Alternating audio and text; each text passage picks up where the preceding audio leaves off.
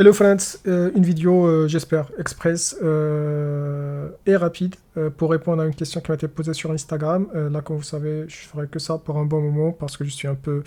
J'ai la tête sous l'eau pour des raisons personnelles et professionnelles. Soit vous savez, soit vous saurez pourquoi. Voilà, allez-y. Euh, Aujourd'hui, je suis en train de finaliser un livre qui est la suite de Qui a tué mon Scrum Master. Là, ça va être Qui a tué mon coach agile. Donc, c'est un thriller au second degré, ironique, sur l'agilité et les transformations agiles. Donc, les informaticiens comprendront, quoique c'est pas juste un sujet qui concerne les informaticiens, mais tous les départements dans une entreprise pourraient être l'objet ou faire l'objet d'une transformation agile. Mais bon, voilà. Et en même temps, je suis en train de travailler depuis des mois sur mon prochain investissement immobilier. Ça ressemble un peu à la question à laquelle je suis en train de répondre parce que je suis plein dedans. Qui se fera, alors pour le moment je ne vais pas donner le nom du pays, mais c'est un pays étranger a priori et auquel en France on ne pense pas systématiquement. Mais après une étude, un benchmark, je pense que c'est là où aujourd'hui on a une opportunité. Euh, je l'ai comparé avec d'autres pays où il y a une réelle opportunité. Bon, voilà, c'est tout un sujet, c'est limite une étude. Bah, c'est pas une étude, c'est une étude. C'est pas limite une étude, c'est une vraie étude que j'ai faite qui fait qu'aujourd'hui, je suis sur le point d'investir là-bas. Sachant que ça va être la première fois, sachant que comme toutes les premières fois, c'est un effort supplémentaire parce que c'est un pays dont je parle pas la langue, que je connais pas, j'ai pas d'attache particulière, j'ai personne là-bas.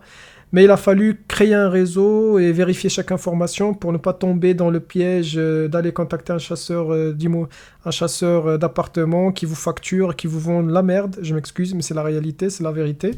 Et après vous, il vous promet tout ce que vous voulez. Et, bah, en fait, et pire que ça, le pire que ça, c'est même pas là, c'est que il y a des pays où il y a une bonne opportunité en vrai, mais pour les locaux. Pour tous ceux qui sont dits investisseurs étrangers, notamment européens ou bien de pays dits riches, même si on n'est plus un pays riche, pas vraiment en tout cas, bah, ce qu'ils vont faire, c'est que ils vont ramener la rentabilité à 6%, 7%, parce qu'ils savent qu'on n'a pas les 6%, 7% d'une manière systématique dans ces pays-là.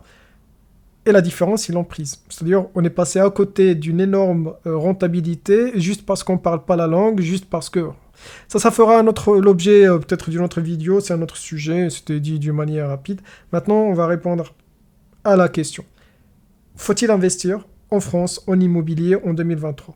Alors, déjà, commençons par le commencement, les hypothèses et si la question elle est légitime. Moi, je trouve qu'elle est très légitime, surtout d'un point de vue temporel, parce que si je veux investir en 2023, forcément, je ne vais pas me poser la question au 1er janvier 2023. Comme vous savez, en tout cas, la plupart des gens qui sont sur cette chaîne que je connais, en tout cas personnellement, ce sont des investisseurs qui ne font pas de l'immobilier par défaut parce qu'on leur a dit de faire de l'immobilier. Ils ont le choix entre au moins la bourse et l'entrepreneuriat. Donc, prendre la décision de positionner son argent, même s'il y a l'effet crédit, l'effet levier crédit auquel je ne crois pas, mais ça c'est un autre sujet, en tout cas sur lequel je ne compte pas, mais ça c'est un autre sujet, euh, ils peuvent aller ailleurs. Et donc s'ils vont investir dans l'immobilier, c'est parce qu'ils pensent que c'est intéressant d'investir dans l'immobilier. Ce qui veut dire qu'un investissement, une mobilisation de son argent dans un investissement si peu liquide ne peut que faire l'objet d'une étude comparative avec d'autres leviers. Je viens d'en parler, ça va être la bourse, l'entrepreneuriat. Dans l'entrepreneuriat, plusieurs opportunités pour arriver peut-être à décider, oui, ça va être l'immobilier. Et une fois que la décision elle est prise, il va falloir définir quel type d'immobilier déjà, si ça va être du papier, tokenisation, crowdfunding, ça va être de la pierre, etc., etc., etc. Là, on va se concentrer sur la pierre et après, il va falloir partir à la chasse du bien. Ça va être dans sa ville, en France, ou bien ça va être dans une autre ville. Si c'est dans une autre ville, on va passer... Est-ce qu'on connaît des gens sur place, des artisans, des gens qui peuvent intervenir en mode catastrophe et lastminute.com ou non? Donc, est-ce qu'on va passer par un chasseur? Est-ce qu'on va passer par un agent immobilier? Bon, voilà, tout ça. Une fois qu'on le sait, va falloir aller chercher le bien en soi. Et pour le chercher, ça veut dire que ça prend du temps. Tout ça pour dire que la décision d'investir en 2023, facilement, je peux dire, c'est en avril 2022 qu'il faut commencer à l'apprendre ou bien l'apprendre carrément. Et après, laisser le temps faire pour arriver à trouver le bon bien et investir dedans. Et donc, pour les hypothèses, je rappelle, je parle bien de la pierre. Donc, on laisse de côté tout ce qui est crowdfunding, tokenisation, tout ça, on laisse de côté. On connaît déjà mon avis là-dessus. Moi, si j'ai envie de faire ça, j'irai faire la bourse, point barre. Ça s'arrête là. Je parle de la bourse et non pas du trading. De là à déléguer l'immobilier à d'autres personnes, et généralement, on n'a pas des garanties. Enfin, on a des garanties, mais c'est pas si fort que ça, ou sinon la rentabilité n'est pas là, c'est payé, etc. C'est pas du tout intéressant, c'est pas la peine. Donc, on parle bien de la pierre, et on parle bien de la France, et on parle bien des investisseurs immobiliers. C'est-à-dire, je parle pas de quelqu'un qui veut juste faire un coup. Il a de l'argent qu'il a accumulé par je ne sais quel moyen, et c'est très bien, il est très bon dans son domaine, ce qui se respecte. Il a envie juste de sécuriser son argent, il va le mettre où? Dans l'immobilier. Quitte à ce que la rentabilité ne soit pas forcément optimale par rapport à d'autres opportunités, quitte à ce que la rentabilité ne soit même pas intéressante. C'est juste que lui, il a besoin de faire de la lutte contre l'inflation. Et ça s'arrête là. Je ne parle pas de ces gens-là. Je ne parle pas non plus des gens qui n'ont aucun investissement. Parce que là, déjà, s'il n'a aucun investissement, c'est toujours bien de commencer par investir en France. Parce que ça va être plus facile pour lui de faire de la gestion active ou même passive, mais passive sous tutelle, et donc d'apprendre et de passer par la suite à un niveau supérieur. Je ne parle pas non plus de ceux qui n'ont pas de résidence principale et aucun investissement à côté, et qui, dans leur cas, vous savez très bien le grand dilemme, le grand débat, j'achète ma résidence principale ou pas, on ne rentre pas là-dedans, mais s'il est dans le cas, il vaut mieux qu'il achète sa résidence principale. Vraiment, on ne parle pas de ces cas-là, et encore moins du dernier cas qui va être quelqu'un qui va tomber sur la bonne affaire. C'est-à-dire, malgré ce que je vais expliquer par la suite, par je ne sais quel miracle, il a des contacts en off-market, ou bien il connaît quelqu'un qui va brader son bien parce qu'il a un problème, parce que c'est l'héritage, parce que c'est le divorce, ou alors c'est du viager. Il investit dans le viager, et le monsieur ou la dame, malheureusement, c'est glauque. Mais bon, voilà, ils vont mourir après 2 ans. Il a fait le jackpot. Ou alors, il va aller voir tout ce qui est enchère. Et pour X raisons, personne ne se présente des professionnels, il arrive à faire une très bonne affaire. Les gens qui font une très bonne affaire, parce qu'aujourd'hui, en tout cas dans les grandes villes en France, ça devient l'exception, c'est l'exception, ça devient l'exception pour plusieurs raisons. D'abord, l'off-market, parce que les grands requins, les grandes baleines, ils opèrent dans l'off-market, ou même si ce n'est pas de l'off-market en direct, ils sont sur les listes VIP des agents immobiliers. Quand ça tombe, voilà, ils prennent. Si ça vient sur l'on-market, c'est que c'est trop tard, et même si c'est pas trop tard, dès que ça sort sur le Bon Coin ou bien les sites équivalents, il y a toujours quelqu'un qui va répondre dans la minute, j'achète à ce prix, et je passe dans 1 heure pour faire la visite, et pour qu'on puisse commencer à contractualiser. C'est-à-dire, les investisseurs, ils sont tellement riches, ils sont tellement confiants malgré tout ce qui se passe, surtout dans les grandes villes comme Paris, l'argent il est là, et la confiance elle est là. Donc, si on arrive quand même malgré tout ça à faire une super affaire, c'est très bien, on y va. Et il vaut toujours mieux rester en France, investir en France pour des raisons infinies.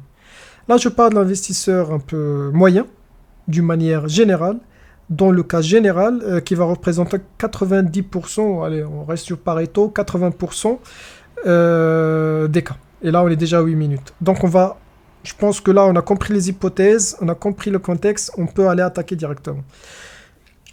D'après mes recherches, c'est quoi le problème aujourd'hui d'investir en fin 2022-2023? Et pourquoi je suis pas très chaud à le faire? Et moi, personnellement, franchement, je crois pas que je vais le faire. À moi, parce que malgré tout le travail que je fais, je lance en parallèle des recherches en France, notamment à Paris, en Île-de-France. Parce que si jamais j'arrive à trouver la bonne affaire, je vais lâcher ce dont je vais vous parler, et je vais me concentrer sur un investissement à côté. Le miracle, ça peut arriver à tout moment. Mais en attendant, et a priori ça ne va pas arriver, j'ai fait beaucoup de visites.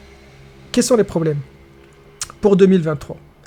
En gros, s'il faut résumer le problème, c'est 2 choses. Derrière lesquelles, d'où découlent tous les autres problèmes dont on va parler. C'est que dans les grandes villes, et notamment en Île-de-France, qui est mon champ d'intervention, parce que investir ailleurs, c'est un autre sujet, mais investir là où vous n'habitez pas, généralement, c'est très compliqué, à moins que vous soyez un super grand investisseur qui a les moyens de recruter des gens qui vont gérer sur place. Parce que c'est tout ce qui est gestion par proxy, avec la perte de rentabilité qui en découlent. Vous savez très bien, pour moi, si c'est pas 10%, c'est pas la peine. Faire du 5%, même l'inflation, c'est pas sûr que ça va lutter contre. Mais bon, voilà. On va rester sur les grandes villes, Île-de-France. Il y a deux problèmes principaux. Premièrement, la flambée des prix de l'immobilier avec une rentabilité qui est en train de s'écraser comme pas possible. Et le problème derrière, c'est que je pense pas, et même je suis confiant, que les vendeurs ne sont toujours pas conscients du fait que on a plusieurs problèmes, plusieurs risques systémiques qui viennent se mettre sur l'immobilier en France, qui fait que il faut que les prix baissent pour que ça garde un sens d'investissement. Les problèmes que nous avons en France aujourd'hui, qui créent ce manque de confiance, ce manque de visibilité, et donc ce grand risque sur la rentabilité qui peut coûter très cher, c'est quoi? Premièrement, il n'y a plus de Airbnb. Ça, on le sait, on en a parlé. Il faut oublier. Airbnb en France, il n'y en a plus. Parce que c'est vrai qu'il y a plusieurs règles qui régissent ça. Mais pour l'investisseur moyen, dans les grandes villes, bien entendu, déjà la plupart des grandes villes, ils ont appliqué les lois Elan, tout ça. Nanana. Et donc, à moins qu'on fasse une demande express, qu'on reconvertisse l'équivalent en surface commerciale, en surface habitable, ce qui n'est pas à la portée de tout le monde. Je pense à ceux qui ont des investissements à Paris 7e et qui restent un investisseur moyen. Pour aller faire des conversions de surface commerciale, c'est pas du tout simple. Donc, la plupart des grandes villes, il n'y a plus d'Airbnb. Celles qui autorisent encore, par exemple Montpellier, récemment, ils ont switché. Et cette tendance, elle est partout. Donc, investir aujourd'hui, en pensant que d'ici 10 ans, dans cette ville-là, ou bien dans ce petit village, alors c'est un peu différent parce que c'est moins de 200 000 de population, mais là, c'est autre chose. Il faut vraiment trouver le village où on peut vraiment investir, avoir le bon cash flow, la bonne rentabilité. Parce que le village sur lequel on va compter uniquement sur une station de ski ou uniquement sur un lac, demain il y a un problème au niveau du lac ou bien la station de ski, on n'a plus personne. Moi je préfère toujours investir dans une ville où il y a des étudiants et où il y a des gens qui travaillent. Une ville qui compte sur une seule usine d'un grand acteur du CAC 40, ok ça va.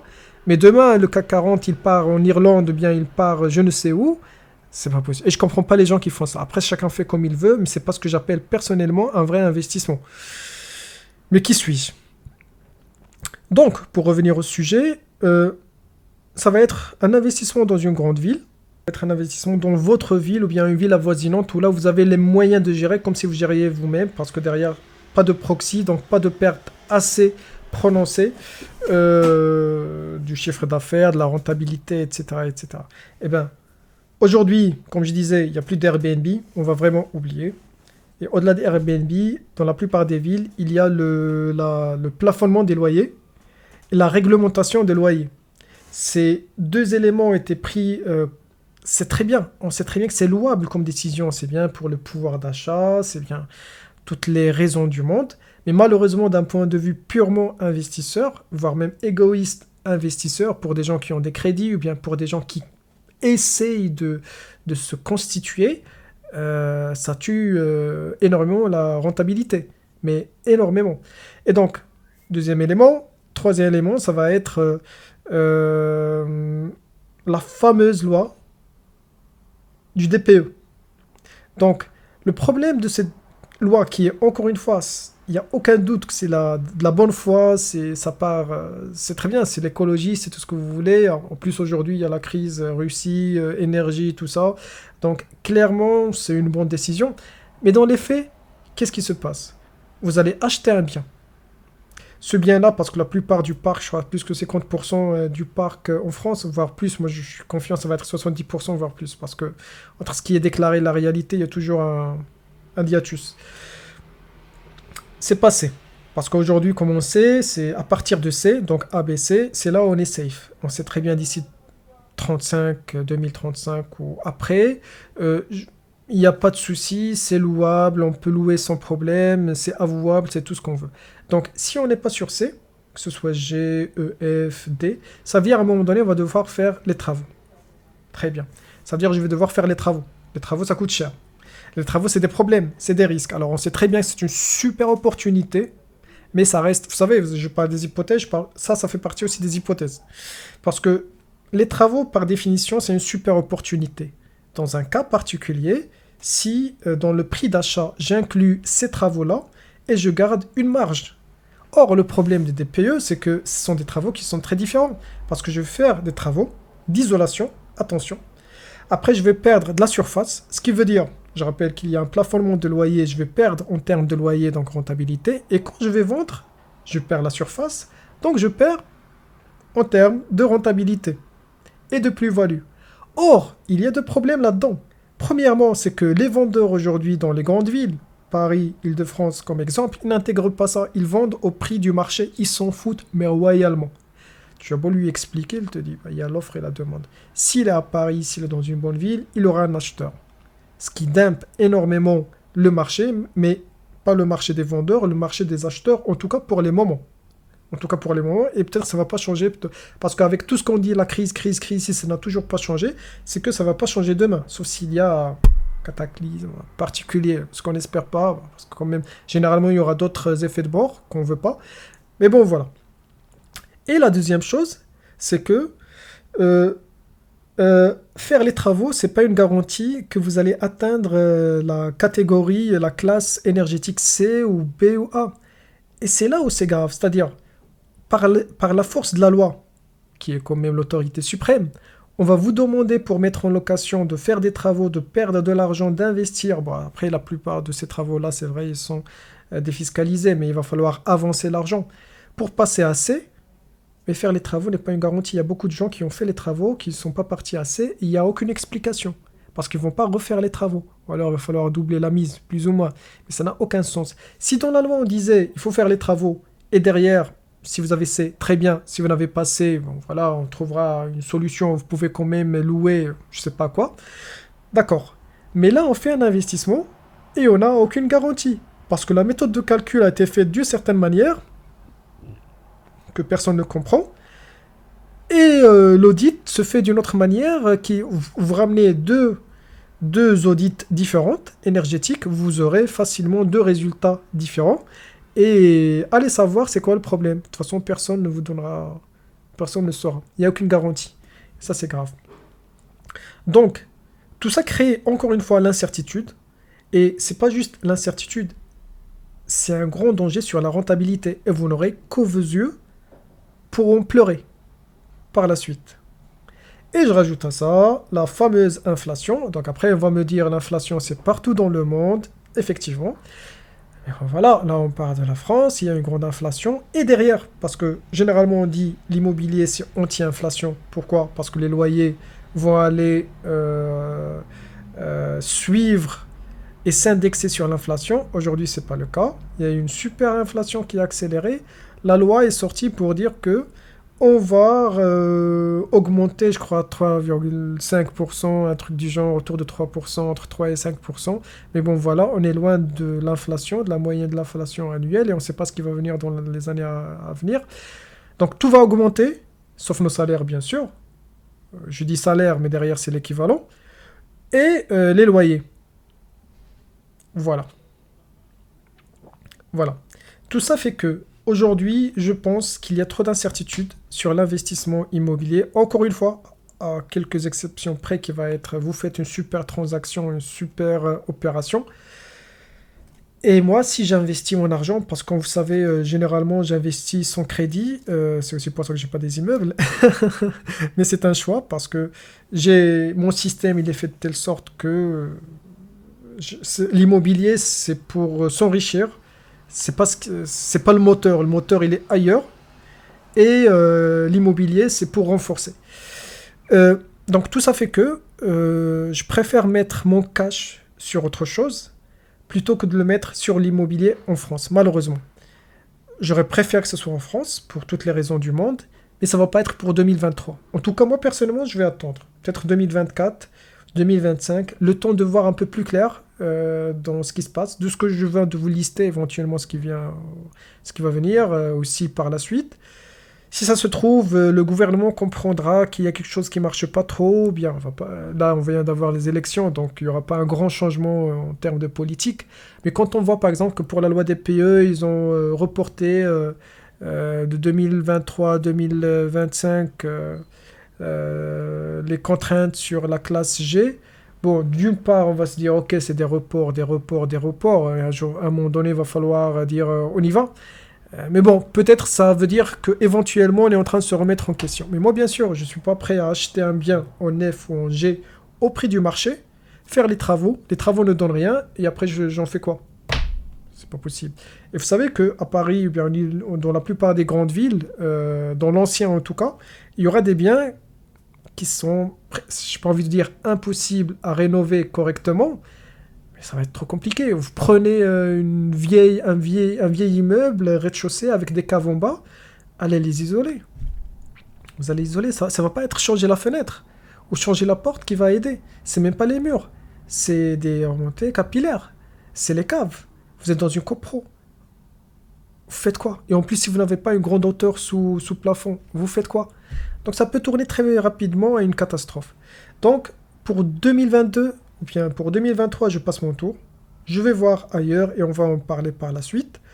2024, 2025, bah, j'espère que quand même, à un moment donné, que les gens reviennent un peu à la raison et qu'on lâche un peu le slip à l'investissement immobilier parce que je pense quand même que c'est un secteur qui est très important pour l'économie d'une manière générale. On ne peut pas prendre des risques comme ça à le mettre en berne. En même temps, s'il y a toujours des investisseurs qui investissent malgré tout, euh, je me mets à la place du gouvernement, why not? Mettez l'imposition, oui, je ne vais même pas parler de l'imposition, hein. Il n'y a plus de taxes d'habitation, c'est très bien pour les locataires. Par contre, la taxe foncière, elle est en train d'augmenter. En gros, voilà, on retire quelque chose par-ci, mais on rajoute par-là. Et bien sûr, un investisseur immobilier, il paye les taxes foncières de tous ses biens. Alors que la taxe d'habitation, c'est sur un seul bien, là où vous habitez. C'est tout ça qui fait que... Et je parle même pas encore de la grande rumeur qui vit depuis un bon moment, même si ça fait un bon moment, ça c'est vrai, sur le fait que le LMNP n'existera plus. Et qui sait pour la SCI s'il y aura une augmentation d'impôts. Ça reste une entreprise, je pense pas, mais bon, voilà. Donc tout ça fait que non, ce ne sera pas pour 2023, on verra pour 2024, j'espère en 2025, quelque chose comme ça, que les choses vont s'arranger. Maintenant, c'est quoi la solution? Aujourd'hui, je pense qu'il y a deux pistes. Je ne parle pas de l'entrepreneuriat, vous savez très bien, l'entrepreneuriat, c'est la meilleure solution. Bien sûr, quand vous êtes sur le bon marché, quand vous connaissez les codes, etc., etc., etc. On ne parle pas de ça. On parle de l'investisseur lambda, moyen, l'investisseur aussi un peu paresseux, qui cherche des revenus dits passifs, parce que c'est pas passif. Regardez la vidéo sur l'immobilier, les revenus non semi-passifs, c'est un autre sujet. Ça va être la bourse, mais la bourse, il faut connaître, parce que la bourse, c'est pas pour rien, 90% n'y foutent rien, ils sont juste là pour perdre leur argent, pour empiffrer les vrais professionnels, et je parle pas du trading encore, je parle que de la bourse. Donc la bourse, quand on sait faire, sinon ça va être toujours l'immobilier, mais ailleurs. Et c'est ce sur quoi je suis en train de travailler actuellement. Parce que, en gros, ce qu'il faut chercher, c'est un pays où on peut investir, où l'immobilier, il a encore le vent en poupe. Par contre, les lois ne sont pas encore très matures. Soit parce que c'est un marché qui est très jeune, soit parce que le gouvernement a fait le choix de tabler vraiment sur l'immobilier. Ils ne veulent pas étouffer, et surtout, ils veulent attirer les investisseurs étrangers. Donc, beaucoup de recherches, ça va être soit un des pays du Maghreb, c'est aussi parce que je connais bien, c'est très important de savoir où on met les pieds, même s'il faut faire très attention, les pays du Maghreb, depuis un bon moment, ils sont en train vraiment de s'aligner sur les lois un peu européennes, ce qui veut dire que derrière, la taxation ne va pas tarder à venir, et donc voilà, il faut aussi prendre ça en compte. Ou alors les pays qui m'ont l'air d'être vraiment très émergents en termes d'immobilier parce que c'est une politique de gouvernement, ça va être les pays de l'Europe de l'Est. Et pas que l'Europe de l'Est. L'Est, et vous arrivez un peu... Ça va pas être l'Allemagne, c'est sûr, ça va pas être l'Espagne, parce que ça fait un bon moment, l'Espagne, le Portugal, c'est très intéressant, mais j'ai envie de dire, on se réveille un peu tard, donc là, les bonnes affaires sont déjà faites. C'est pas UK, ça c'est sûr et certain. Mais ça va être, par exemple, dernièrement, j'étais en contact avec des chasseurs immobiliers, c'était la Croatie. La Croatie, c'est pas mal, parce qu'il y a encore possibilité de faire du Airbnb, il y a beaucoup de tourisme. Après, comme vous savez, bon, voilà, c'est aussi parce qu'on peut s'en servir à la résidence secondaire, why not? Et il y a la Hongrie, maintenant vous allez me dire, on se réveille aussi un peu tard. Effectivement, c'est ça ce qui m'a dérangé là-dedans, c'est ces deux choses. Dans ces pays-là, vous ne parlez pas la langue, vous passez par des chasseurs IMO. En fait, il y a deux choses. C'est que vous passez par des chasseurs IMO, donc vous ne maîtrisez pas le vrai prix.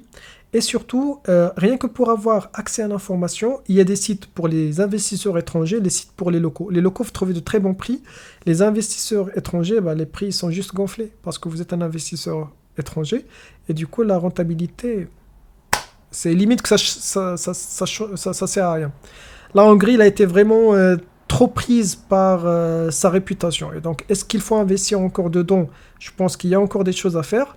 Maintenant, ça se discute. Et si vous voulez vraiment trouver les meilleures opportunités, ça va être dans un pays comme l'Albanie, Monténégro, même si ça commence un peu à monter. Ou alors, il va falloir aller voir dans la Roumanie et les pays avoisinants où il y a une forte communauté d'étudiants étrangers qui payent très bien, qui s'installent là-bas pour les études. Et donc là, en plus, vous allez travailler qu'avec des étrangers qui payent sans problème. Les lois, elles sont très protectrices du propriétaire, c'est-à-dire le locataire, il ne paye pas. Vous êtes dans votre droit de le faire sortir. Je ne dis pas, et je n'encourage pas à le faire sortir. Généralement, s'il ne paye pas parce que les lois sont de votre côté, c'est qu'il a des problèmes. Donc, je favorise qu'on se mette d'accord. Peut-être parfois, il faut aider, il faut être compréhensif. Mais au moins, on est loin de l'obligation de le garder 2 ans, 3 ans et de payer à votre charge les frais judiciaires. Et à la fin, il va partir et vous vous asseyez sur les 3 ans de frais judiciaires et les 3 ans de loyer. Donc, au moins, vous maîtrisez les choses. Ou encore, le dernier pays que je suis en train vraiment d'investiguer dedans, c'est la Turquie. Alors, tous ces pays-là, ou bien la plupart de ces pays-là, c'est très important à bien le préciser, ce ne sont pas des pays où vous allez gagner en termes de revenus locatifs. Par contre, vous allez gagner en termes de, quand vous allez vendre, une super plus-value. Et dans ces pays-là, il y a des gens qui ont pu faire du 1,5, du 50%, voire du 100%, voire du 200% en une année, en deux. La Turquie, c'est en train de connaître un grand boom. Alors, pour le moment, je ne peux pas encore trop me prononcer parce que je suis toujours en train de chercher. Je n'ai pas encore investi, mais je suis en cours. Et voilà, je pense ça ne va pas être avec ma SCI, mais ça va être ce que j'espère.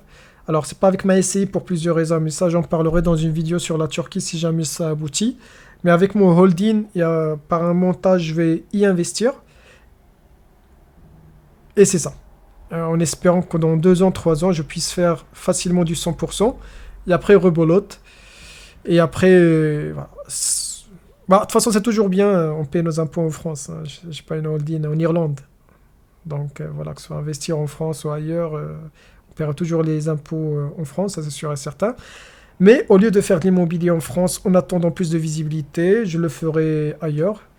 Et that's it. That's it. Ça fait longtemps qu'on n'a pas fait un petit truc là. Ouais, c'est vrai que ça fait longtemps. Sur ce, mes chers amis, je ne sais même pas si ça marche. Je vous dis, on se revoit dans les prochaines vidéos qui vont prendre peut-être du temps. Comme je vous ai dit, ça va être surtout pour répondre à des questions qui sont des questions très concrètes. N'hésitez pas à poser les questions qui sont des questions très concrètes. Et j'essaierai de répondre dans la mesure du possible. Soit sur Instagram, soit par vidéo comme ça. Et en attendant, hop. Voilà. Oh, la petite douche de dollars. Et c'est tout le bien que je vous souhaite. À très bientôt. Ciao.